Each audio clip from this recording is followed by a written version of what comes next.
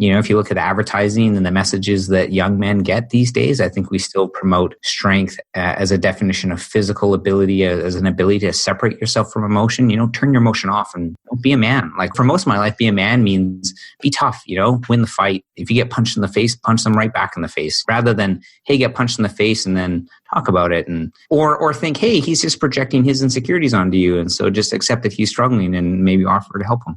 That was Reid talking about some of the traditional definitions of masculinity. I met Reid when a mutual friend introduced us. She'd seen what I was doing with Silent Superheroes, and she knew Reid had just released a video called Shadows, Conversations about Men's Mental Health.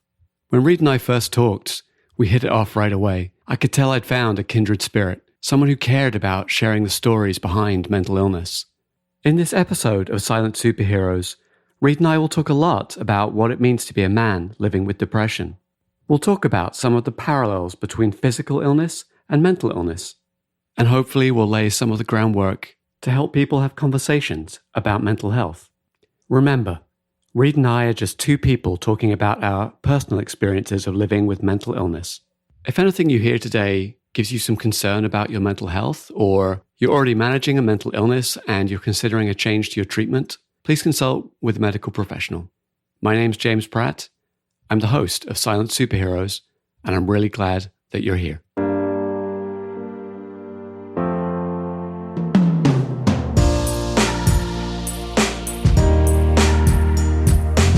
Welcome to the Silent Superheroes podcast, a series of frank conversations about mental health at work.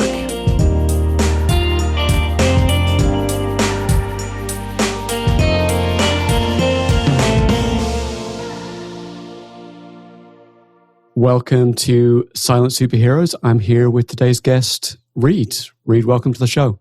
Awesome. Thanks for having me, James. So Reid, why don't you tell us a little bit about yourself? Who are you, and what are we going to talk about today? Yeah, so my name's Reid. I actually grew up in Vancouver, British Columbia, and then about a decade ago moved up to Kelowna, BC, which is just about a 1-hour flight east.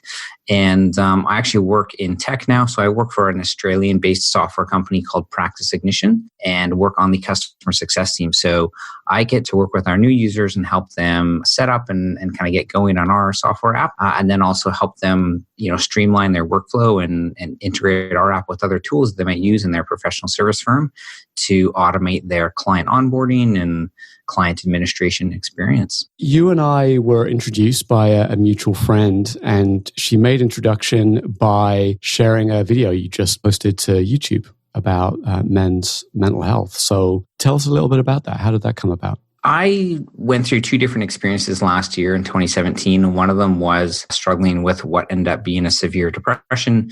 And the other one was about 6 months after that, broke my arm skiing at Big White. So coming out of both of those experiences and having kind of recovered from both of them, I really wanted to do something different this fall for Movember, which is the month where some men grow mustaches and we raise money and awareness about men's health, not just mental health, but other men's health issues as well. And so I just thought, maybe I'll try and share my story, but thought of sharing your story about mental health as a man was pretty intimidating. There's a lot of stigma, I think, still. So rather than share my story, I was like, well, I'll just interview some other dudes and see if they'll share theirs.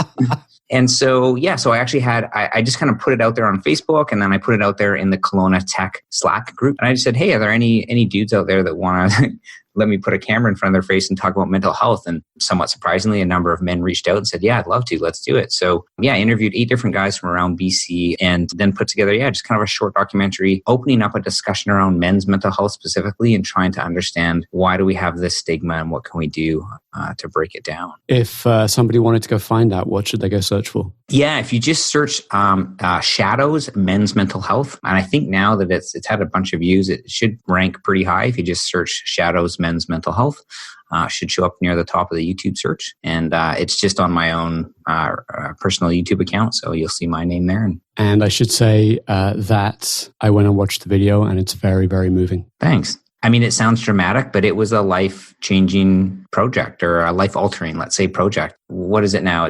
We're in November. 2 months ago, 3 months ago, I was just a dude that had struggled with mental health, and aside from a couple of close friends and family, no one knew about that. I wasn't comfortable talking about it. I took a chance on vulnerability and just kind of made this video. And so after interviewing these guys, I also kind of self-interviewed and shared a little bit about my story, and the magnitude of the response and the positivity that I've received has been just overwhelming, to be honest. It's been such a great experience to go through, and almost every day now, whether it's someone in the community or someone from another country like yourself, or just, someone I've never met, comments or reaches out or sends me some kind of message and just thanks me for doing that, or maybe shares their own story with me. And it's such a positive experience.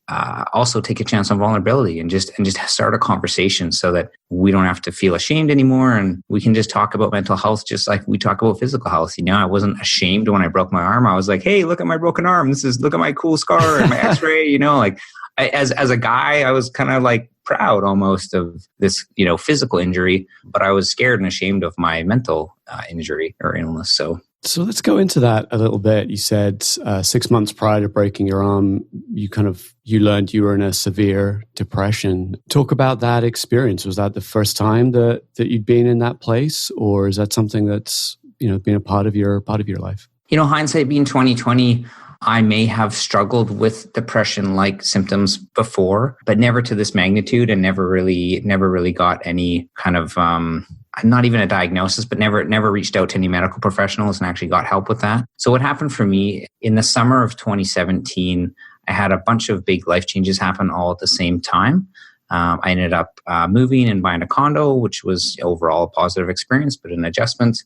The software company I was working for at that time broke up, and so I got laid off, which was a little bit scary, but not a negative experience. I ended up getting a new job with a new company, which is where I still work, and I love it. But still an adjustment. And then the third thing that happened right after those two changes, within a few weeks, is one of my best friends passed away in a mountaineering accident. So I did what I had done in the past when I was faced with a tough emotional situation. Was I put on a strong face, and I just kind of like pushed away and hid and buried anything that was uncomfortable there that I didn't want to deal with, because I thought that was what I should do, and B, I thought that by doing that I could support my friends who were grieving and help people out that that were struggling. And so I think it was a situation where any one of those things, maybe on their own, I could have managed or could have coped with, but I couldn't. And so I started to kind of struggle.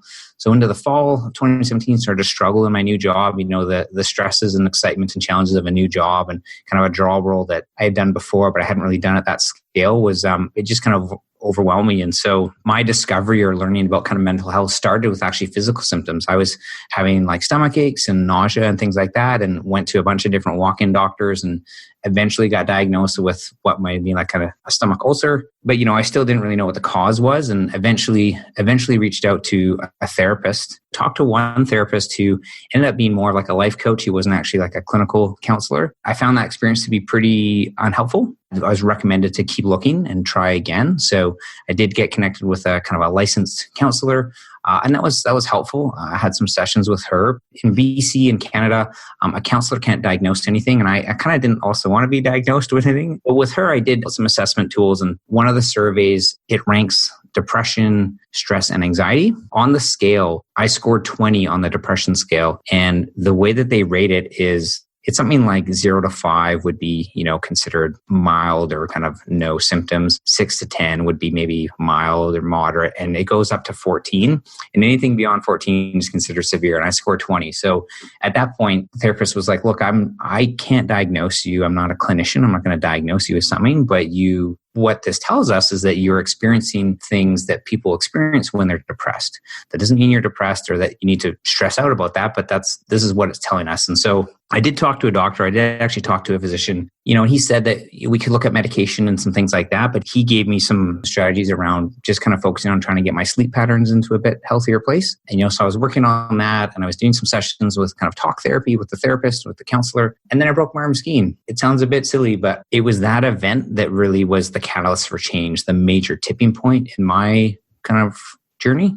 I want to come back to that tipping point, in a minute, but there's a few things that you went through there I'm curious about. You mentioned that you'd had this series of experiences. You'd lost a job, you'd moved, you'd lost a friend, and you said, I kind of stuffed the feelings down. And I'm wondering, what did you do instead with those feelings?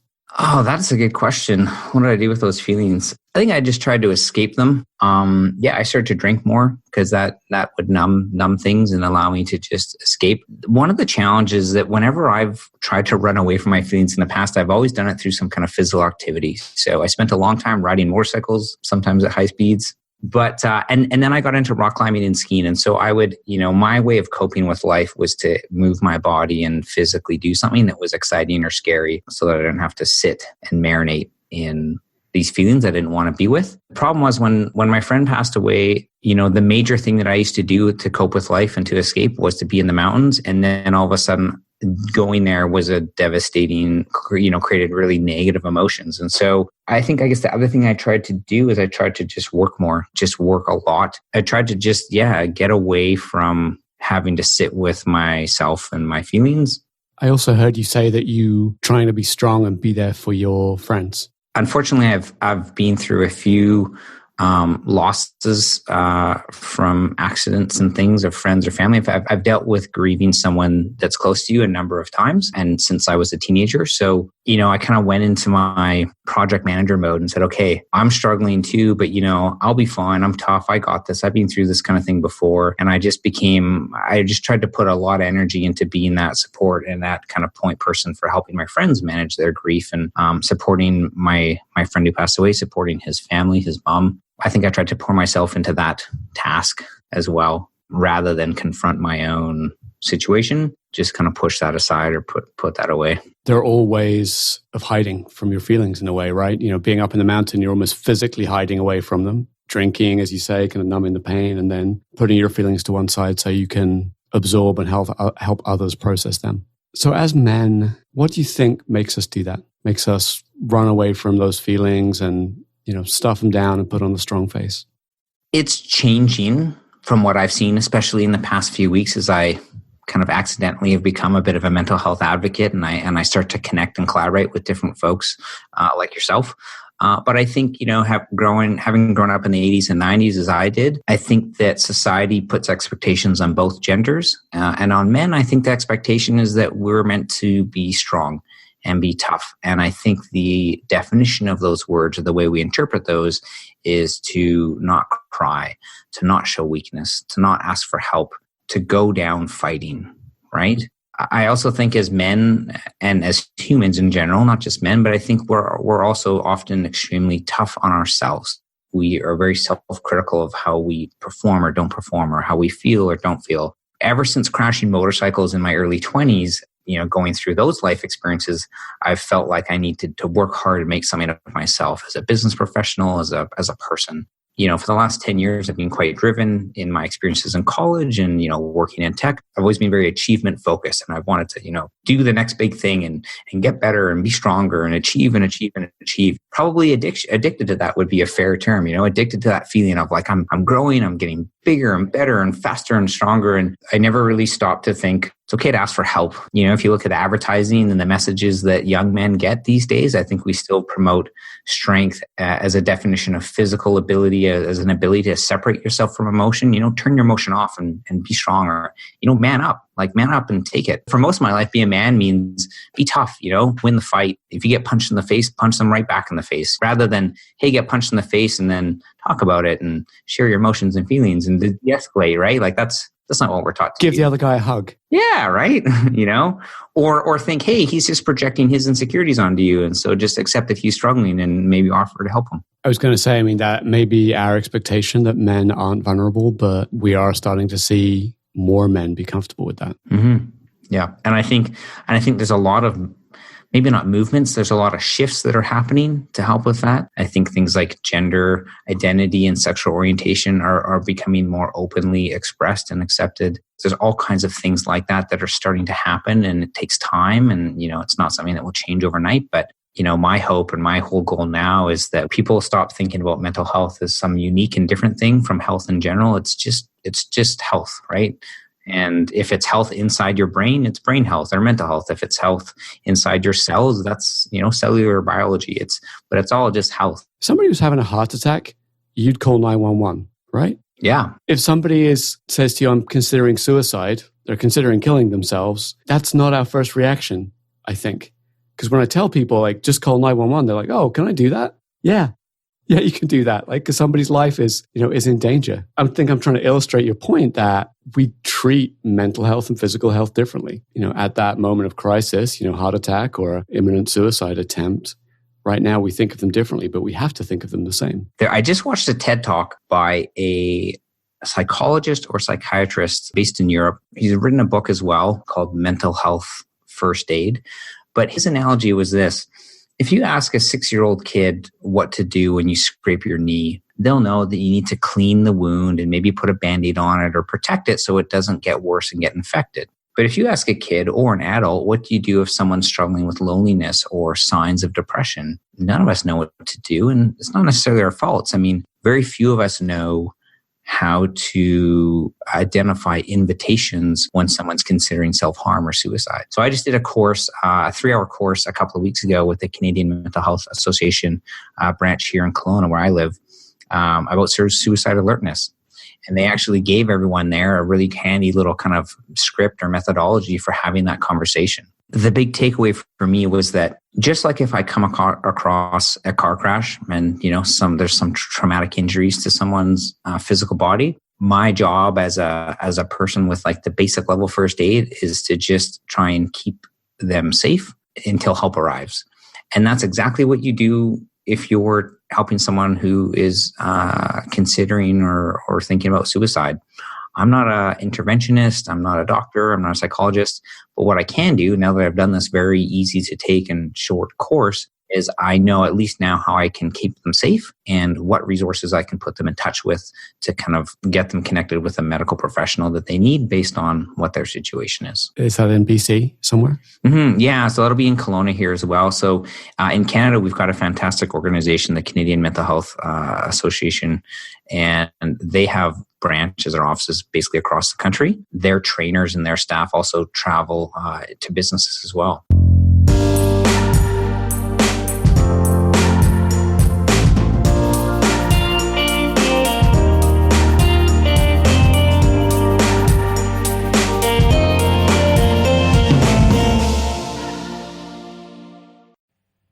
The more I have these conversations, the more I start to see that depression hides in a lot of different places. For Reid, it had hidden in persistent nausea. He tried to escape the depression by going to the mountains or drinking too much, or helping other people with their grief. Another place that depression hides, particularly for men, is anger. Reid's story about a fight reminded me of, I think, the one time I was peripherally involved with a bar fight. A friend of mine had got into an argument with somebody about the suit they were wearing, and as I was trying to break up the fight, I got punched in the back of the head. I didn't react at the time. I don't know if it was because somehow I knew it wasn't worth it, or maybe I was just scared of getting hit again. How do we find out whether the person who's just punched us in the back of the head is just being a jerk, or maybe has something else going on? So Reid and I started to talk about invisible wounds and how to start having conversations about mental health. As you were describing coming across a car accident, and your job as somebody with basic first aid was to kind of, I see somebody has injuries and wounds, like I have to keep them stable, keep them safe. It occurred to me that the wounds of mental health are not visible. Until you told me, I couldn't have seen by looking at you that you'd lost a friend or that you'd lost a job. Mm-hmm. It feels like that's what sometimes makes this difficult, which is the wounds they're only visible to the person who's received them. Yeah, until you talk about it. Until you talk about it. It's the only way we can heal those wounds is to actually expose them. I think the crux of the issue is that there's 2 hurdles. One is they're invisible until they're not. And the only way to make them visible is to talk about it or share that with someone, because there's no imaging equipment, even in the hospitals or in the science labs, that can go and image our brains and be like, oh, Reid is overwhelmed with a new job and the loss of a friend and all this stuff. It's impossible to see or to share unless you're willing to have the courage to go and share it. And then the second, problem or challenge is that, let's say you find the courage to share it and do it, and like you've taken this chance on vulnerability. The second part of the challenge is people don't know how to react to that a lot of the times. When I would go to a tech meetup, and I show off my arm in a cast and I show the x-ray of my super duper broken arm, I'm like, it's easy to see and it's easy for people to react to, right? People are like, man, you're so tough. Like, you're already back at work 3 days after surgery. Like, wow, like you're so cool. Like, man, look at that arm. Like, that must have been so painful. Like, and so they don't have to think about how to react. They just react to it in a positive and a supportive and encouraging way. Hey, do you need a ride? Can I make you some dinner tonight? Whatever. And reinforcing that strong stereotype in doing so. Exactly. Right? Like, you're a hero because you're back at work. Yeah, exactly. Hey, look how tough you are. You just push a pain aside like a real champion. If you showed up at a tech event, this isn't tech related, you show up at any event or you talk to anyone, you say, yeah, actually, I just scored off the charts on this depression, analysis scale. And I haven't felt happiness. I haven't felt happy in months. And in fact, I've been thinking about suicide. You say that to someone, even a friend, and it was just as tough for them as it was for me. I came across a website earlier this year. I think it was put out by Kaiser Permanente. It had conversation guides for people to talk about mental health. And I hadn't seen that before. Have you come across any other resources? You've done your class, but how are you learning to have these conversations? So one of the things that was really cool in the video project is I interviewed Mike Gowlick. Mike is a director of service delivery and program innovation. So he volunteered to be part of my video project. And I asked him 2 questions. 1, what should you do if you're struggling? How can you get help for yourself? And 2, how do you support someone who's struggling? What do you do for that person? What you need to do is you need to just listen and try and listen without judgment, which is not a complex task, but it's a difficult one. Right? I was going to say, it's really hard, actually. What happens is when you listen to someone without judgment, it allows them to share their story and just explain their experience to someone who is not going to necessarily even try and go solve their problem. Just listen to it so that burden is lifted off of their shoulders. Like you said, it's no longer invisible. Now this thing is visible. Someone else knows about it. Even just doing that, even just listening to someone can be incredibly helpful. I'm just trying to become better at listening without judgment and without coming and without listening so that I can then solve a problem or have a thing to do next. Just listen and digest and absorb. And I think to do that, not only when there's a crisis or when someone's struggling, but I feel like particularly as men, we have to practice that all the time. If we're going to gather around down at the bar, we have to practice it there. If we're going to go play sports or go skiing or snowboarding, we have to practice it there because that's how it becomes normal. And I think probably feels less uncomfortable when it is a crisis, when someone is hurting. It's good. I think the change is happening. And I think this podcast that you're doing, right? This project that you're putting your energy into, I think is another huge, it's just such a great thing that you can do to help promote that for other people to have that experience. By hearing these conversations, hopefully that's another resource that helps people have that conversation. Hearing 2 people who have had these experiences and have become more used to talk about these issues, maybe that makes it easier. I'd love if you're willing to talk about that period of depression and what life was like for you at that time. The depression for me, my experience was this inability to experience any happiness or joy no matter what I did. And what was scary for me is that the things that I loved to do, I had no desire to do. When ski season started, I bought a ski pass because my sister told me I basically had to. And she's like, you love to ski. And I know you might feel like you don't want to ski. You just want to go home from work and lie on the couch until Monday. Again, thankfully I had friends and family that encouraged me to do those things. But every day it just felt like I would wake up and think, shit, what do I have to get through today so that I can just be done my day and go back to bed or back to the couch. One of the other huge challenges for me is that historically I'd been this kind of somewhat extroverted, kind of life of the party kind of guy.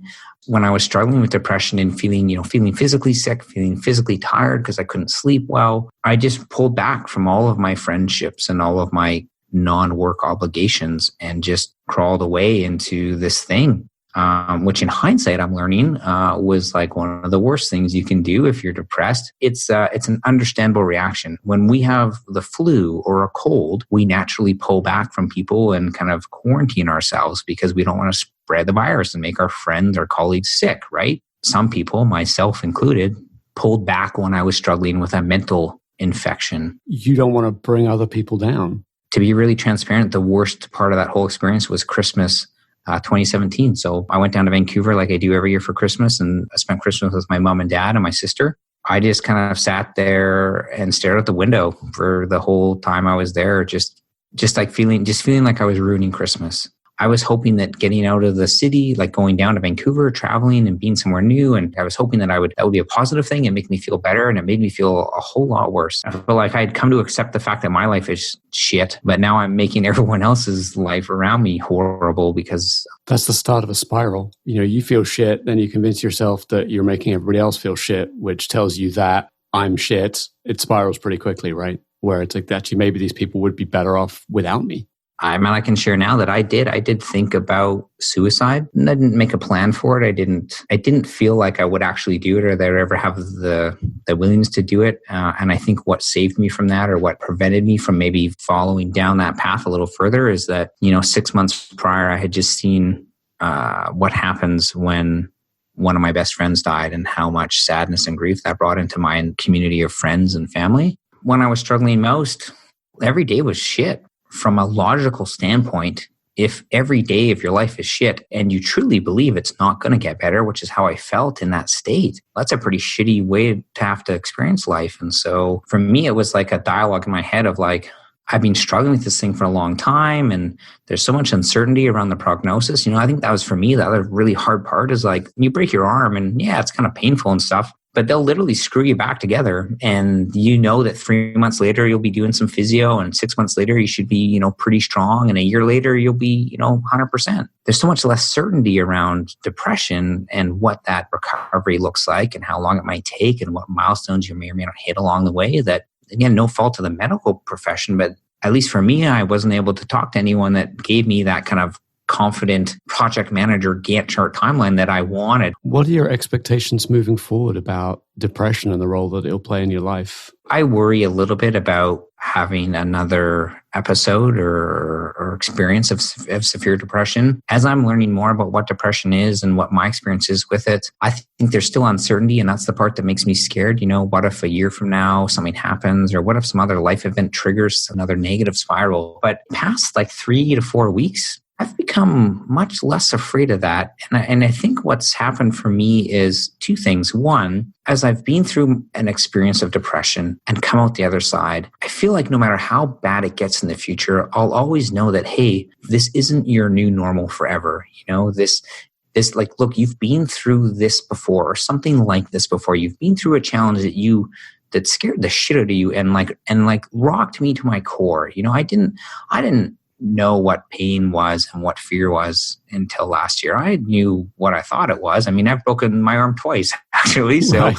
To go through that, it expands your awareness, right? And so one thing is I'm more aware, and I have better self-awareness for when I do start to get into negative things, or when life starts to get overwhelming. Instead of doing what I've done in the past, which is push emotion away and be a man and be tough, now I'm going to reach out for help. I'm going to ask for help. I'm going to talk about it. I'm going to share it. And I'm going to let that burden not sit on my shoulders solely, but share it with the people who can support me, or the medical professionals that can help me through that. So that gives me a lot of confidence. I think I'll be more aware and I can manage it better. The other thing is, I've just had such an incredible experience in the last few weeks having these open and authentic conversations that I don't think I could ever feel alone ever again, or I could ever, you know what I mean? I've had such powerful connections with total strangers. I hope anyway, that even if I struggle again with depression or any other health or mental health crisis, I think unlike a year ago when this was new to me and I didn't know, and it was also uncertain, I think no matter how bad it gets, I can think back of what's happened to me in the last 3-4 weeks and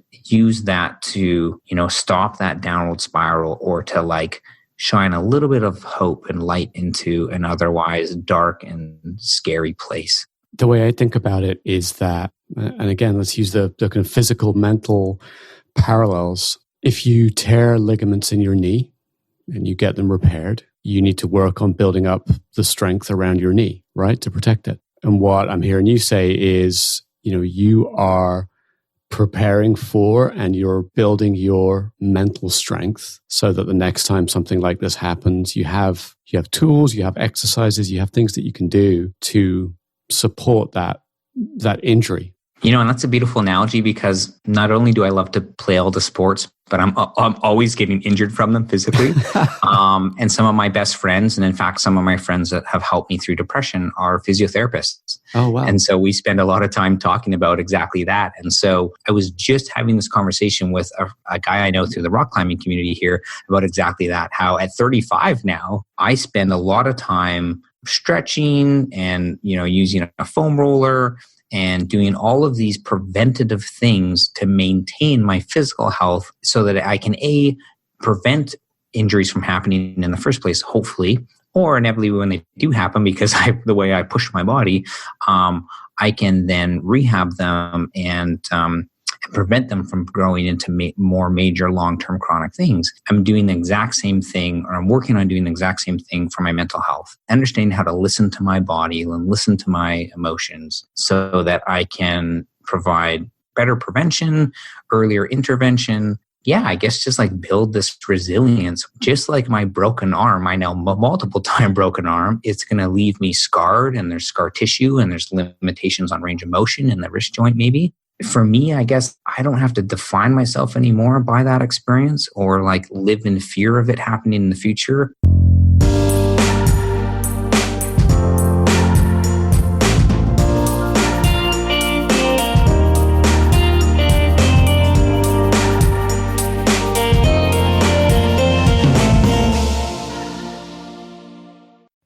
One of the hardest things about depression is the feeling of isolation.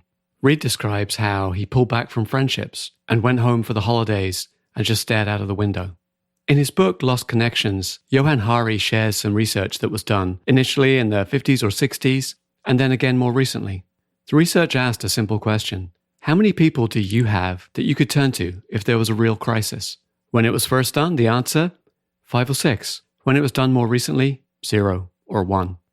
We live in an age where, in theory at least, we're more connected than we've ever been, through Facebook, through Twitter, through Instagram. But I think we're also starting to recognize that we don't connect authentically through those tools and through those platforms. And as that research suggests, we have less authentic relationships than we ever have. And that makes having some of these conversations about mental illness all that more challenging. But it's something that we have to do. We have to get good at talking about what's really going on. And like any new muscle, it's going to take exercise and practice to build it up. I'm grateful for people like Mike Gallick or for Kaiser Permanente for putting out their guide to having conversations about mental illness, because those give us a place that we can start. Reid's story is pretty uplifting. He identified his depression pretty quickly, and he took that experience and turned it into a wonderful movie telling the stories of other men battling with their mental health. But I wondered, what was Reid's experience at work as he learned how to live with depression? Let's talk a little bit about work. We've mentioned it a few times, the role you play in bringing structure to the work and solving problems. When you were in this period of severe depression, what was work like for you? Work was overwhelming. So my job role that I got hired for was operations manager globally for the company. And at that time, we had about 33 employees based in 5 different kind of offices, and some folks working remote as well outside of an office. I was trying to work on these internal projects to help create more efficiencies and more scalability in our operations. And so I would kind of be at work or go into work and just think, okay, is there something that I can advance today? Is there some kind of progress I can make on a thing? And if not, like, what am I going to do to occupy my time until I can clock out and say, like, okay, I've put in an effort today. I mean, I tried to put in an effort that I felt was reasonable for what was expected of me and just hoped for the best every day. But it was just, I was in survival mode. I was just trying to get through the workday until I could get home and then try and escape the emotional state I was in, and do that by watching movies all night or whatever it was. What feedback did you get through that time on how you were performing, how you were doing? My situation was kind of helpful in the sense that there's 4 people that are the core leadership team of our company. And one of them works in our office in Kelowna here and is also a good friend of mine who kind of opened the door for me to work with the company. So I'm lucky. I mean, it was incredibly supportive, right? He offered ideas and suggestions for how I could tackle getting things done at work while figuring out my health related issues. So you were able to tell him that I realized I'm in a severe depression? I mean, not for a long time. No, it took a while, but I was able to tell him, hey, I've been kind of nauseous for like a week and I don't really know what it is. And he was like, no worries, man, take a day off, go work from home. And so again, because for me, it was actually physical symptoms that led me to then understanding the mental symptoms or the mental things that were happening. And it was actually not until a little while later when I'd been kind of investigating or working on these physical symptoms of nausea that I went and sent an email to all 4 of the leadership teams. I just said, hey, like kind of Reid's health update, here's where I'm at. And most of it talked about going to the doctor and trying to get this thing figured out. And, I'm going to work from home a bit, but I'm still here and I'm being strong and tough and I'm getting shit done. And at the very end of one of the emails, eventually I was like, and there might be some mental health things. I'm not really sure. I just kind of kept giving them weekly updates. And it wasn't until, probably a month or 2 later where it was like, look, here's the situation with my mental health. I'm working on getting better. I'm working on it back to 100%. I want to make sure that you're getting a good return on investment on me as an employee. And so if you feel that you're not, like, let's talk about that. I almost like wanted them to fire me so I could not feel like I was, again, being a burden or like not living up to my expectation. And thankfully, instead of firing me, my CEO and the other leadership in our company are caring human beings. And the response I got was something along the lines of, we'll follow your lead on this. Like, you do what you think you need to and let me know how we can help. He said that and I still felt like shit because I still felt like I was failing in my job and I wasn't performing at the level that I could be performing at. And so thankfully, after a few months of this struggle, I think my CEO and their leadership team recognized that my mental health challenges aside, having an operations manager that isn't in head office and works so far away physically and time zone wise, maybe this was just a bad fit. And at the time, we had some opportunities show up to fill a job role of a customer success manager, which is also a job I've done in previous companies. And so that happened around the time where I'd been struggling for a few months. My physical health was starting to get better. My mental health was, not great. I took on that new job role. And again, that was like an immediate kind of shift or change point where, okay, now I've got a job role that's a bit more tangible. Like operations manager, also, you have to wear a lot of hats. You do a lot of different things. It's a challenging role in any organization. But for me, as someone who's struggling with severe depression, it was too much. I couldn't do it.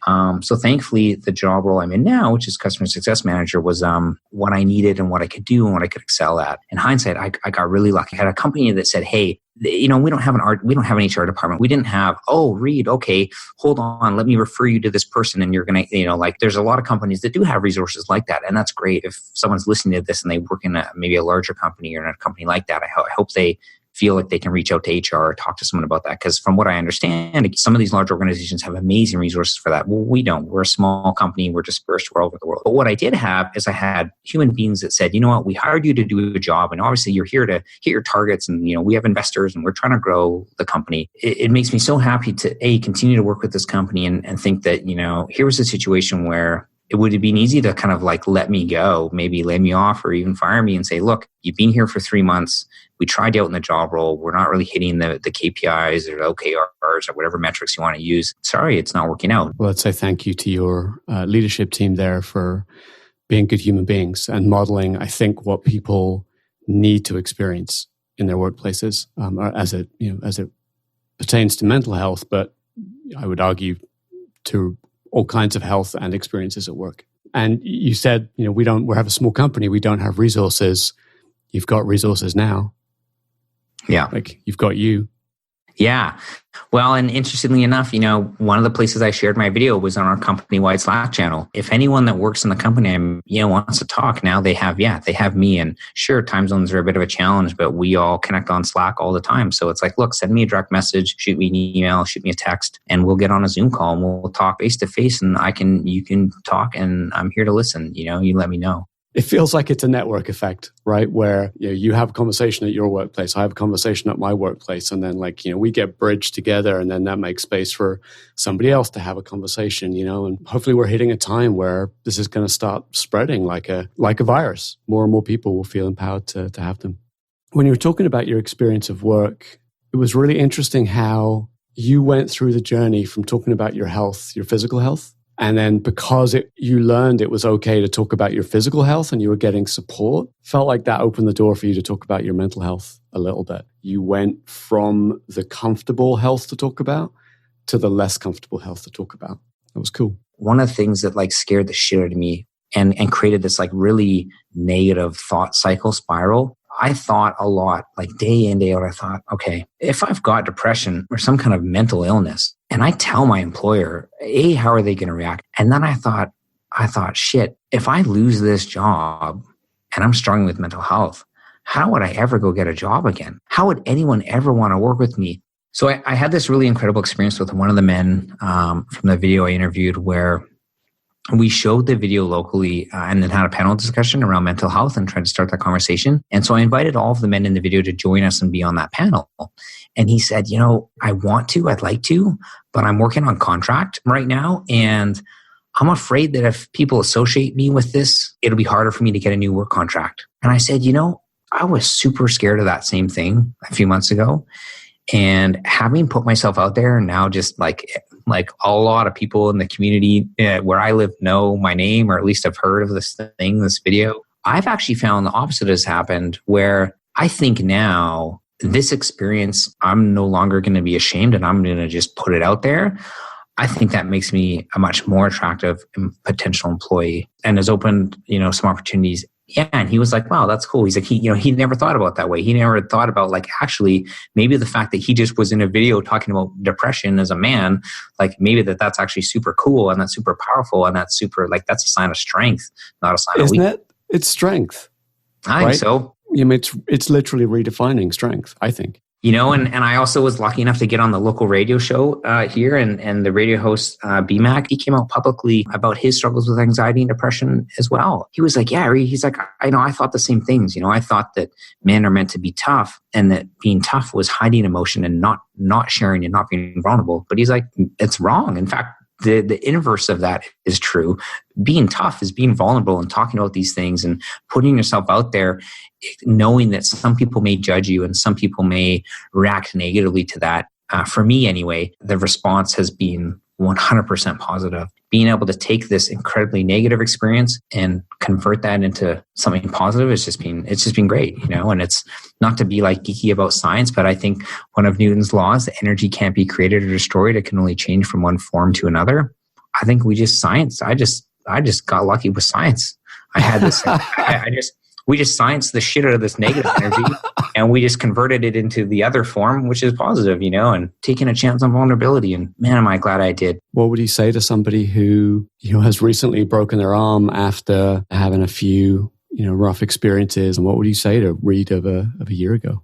So I think the most important thing that I would say was something that I heard, but I couldn't accept, but I would just keep saying it. This is an injury which may be with you forever. It doesn't mean that your life will ever be what it used to be, but that's okay, because like all injuries, it can be managed, it can be supported, it can be therapied, and it doesn't mean that your life as you know it is over. It just means that your life will be different from what it used to be. And I think I would have told myself, Reid, you can be a man and you can be strong and also ask for help and tell everyone that you're overwhelmed and you're struggling and life is shit.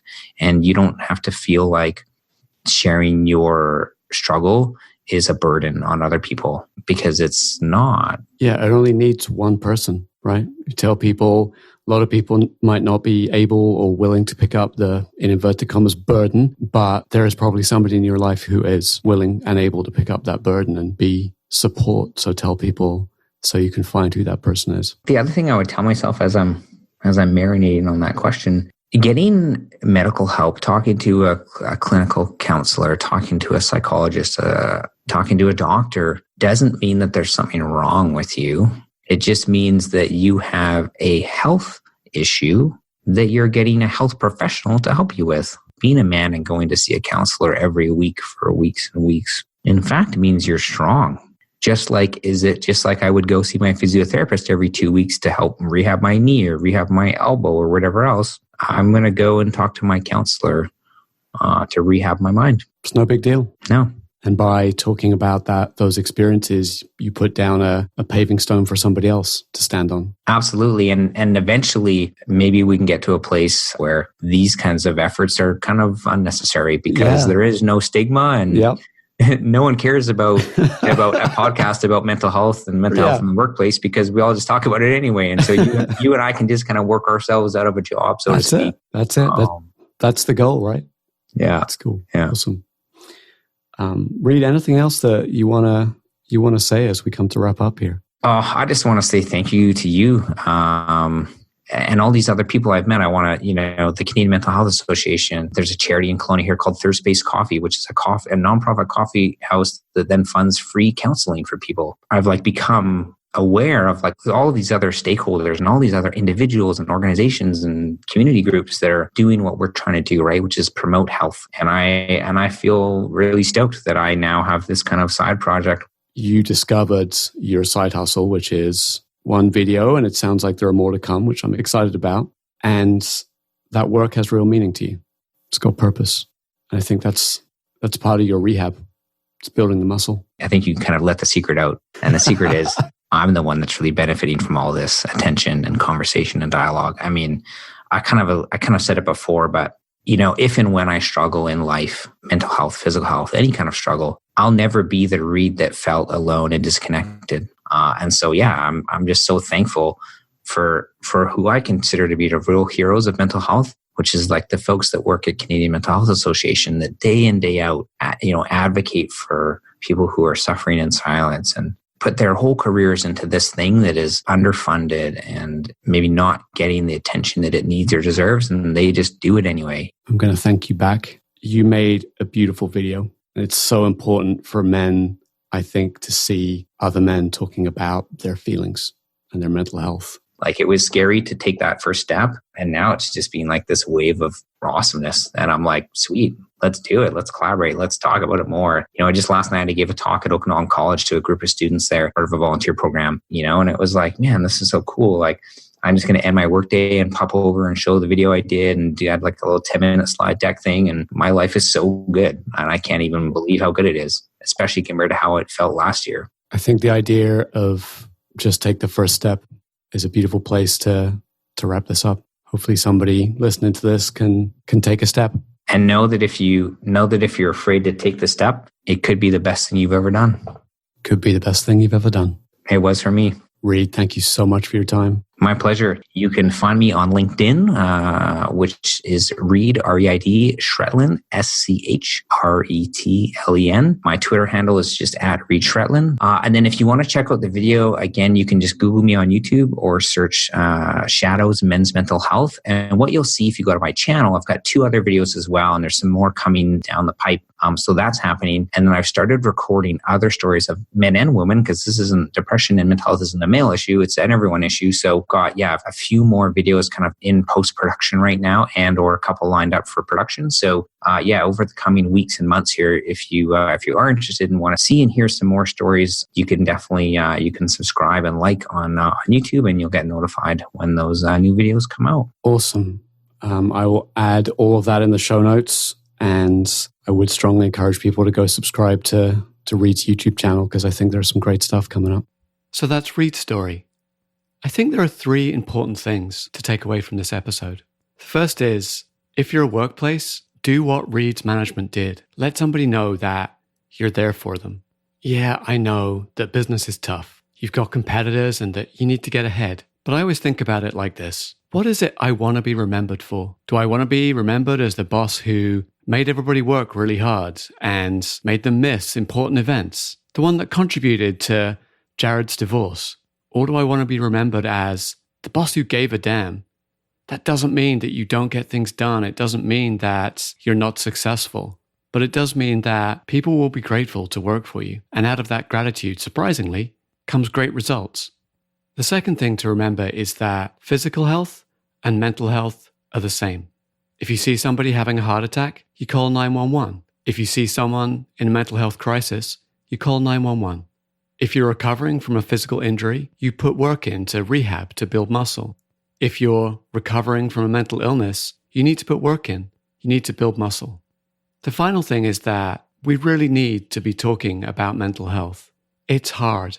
Most people don't know what to say. Reid and I and other people that you hear on this show, we're not exactly sure what to say. But I think the best advice was listen. Listen without judgment. You don't have to fix. You don't have to explain away what somebody's feeling. Just listen. And I think that is a great first step. If you like what you've heard in today's episode, please leave us a rating or a review on iTunes or wherever it is that you get your podcast.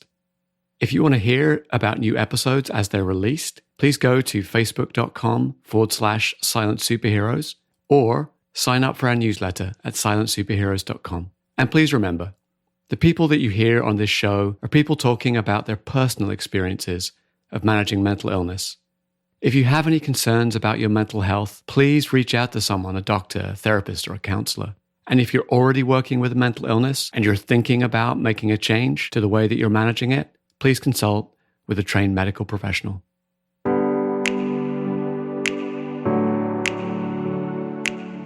Take your mental health seriously.